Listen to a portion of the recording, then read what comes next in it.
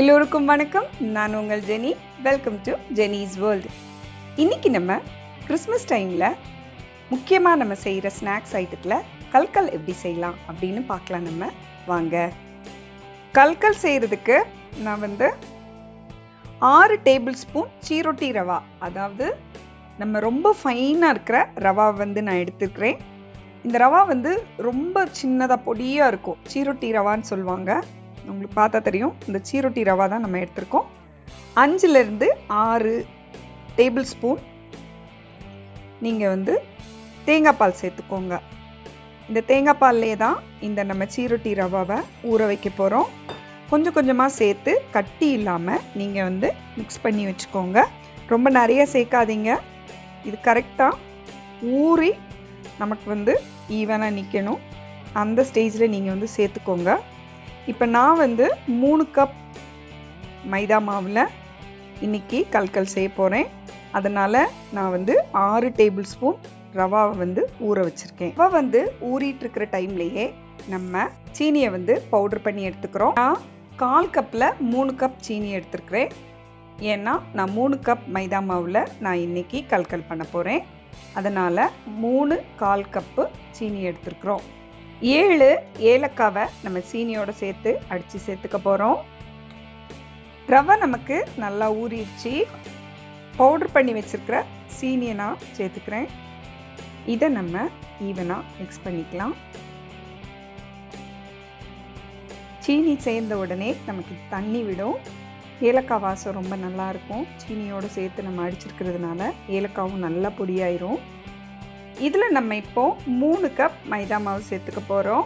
6 table spoon, அதாவது உருக்குன நெய். இங்கே வேணும்னா எண்ணெய் கூட சேர்த்துக்கலாம். நெய் சேர்த்தா நல்லா சாஃப்டாக இருக்கும், ப்ளஸ் ஃப்ளேவர்டாக இருக்கும். 1 பிஞ்ச் சால்ட் சேர்த்துக்கோங்க.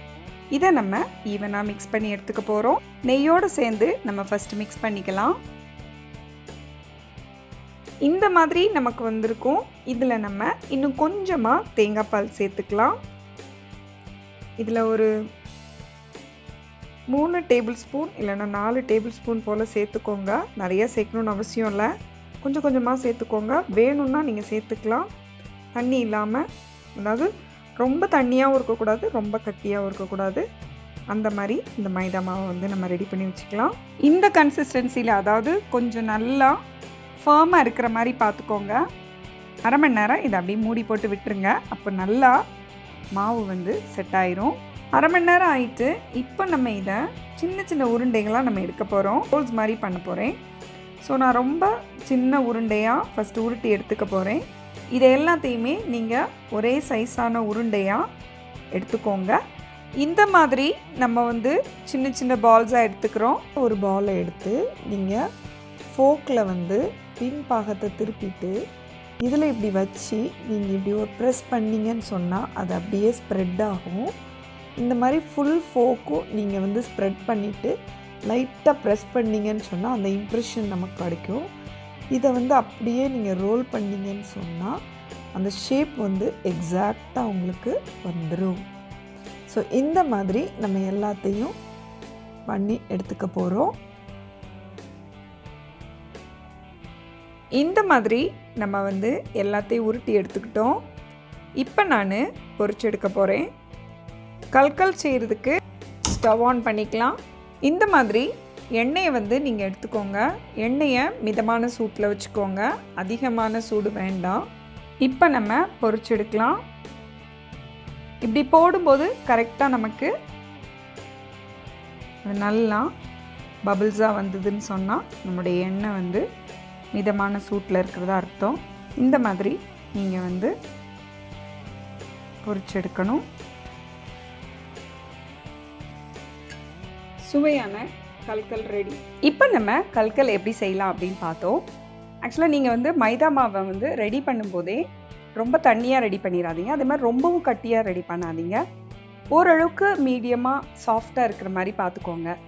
அப்புறமா உங்களுக்கு என்ன ஷேப்பில் வேணும்னாலும் நீங்கள் இதை போடலாம். அதாவது ஸ்கொயராகவோ இல்லாட்டினா டைமண்ட் ஷேப்லேயோ நீங்கள் போடலாம். இல்லைன்னா இப்படி கூட நீங்கள் இதே ஷேப் மாதிரி பண்ணி கூட போடலாம். இந்த கிறிஸ்மஸ் டைமில் நீங்களும் உங்கள் வீட்டில் இந்த ஸ்நாக்கை ட்ரை பண்ணி கிறிஸ்மஸை சந்தோஷமாக என்ஜாய் பண்ணுங்கள்.